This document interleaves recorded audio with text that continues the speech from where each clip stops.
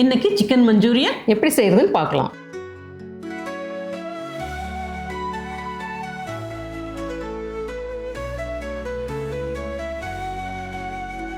ஒரு பவுலில் 5 tablespoon cornflour, 3 tablespoon maida, 1 tablespoon அரிசி மாவு, 1 டீஸ்பூன் மிளகாய்த்தூள், 1/4 டீஸ்பூன் உப்பு, தேவையான அளவு தண்ணி சேர்த்து கலந்து அதில் 1/2 கிலோ போன்லெஸ் சிக்கனை சேர்த்து கலந்து அரை மணி நேரம் ஊற வைக்கலாம். அடுத்து கடாயில் தேவையான அளவு எண்ணெய் ஊற்றி சூடானதும் ஹை ஃப்ளேமில் வச்சு ஊற வச்ச சிக்கனை கொஞ்சம் கொஞ்சமாக போட்டு பொரித்து எடுத்துக்கலாம்.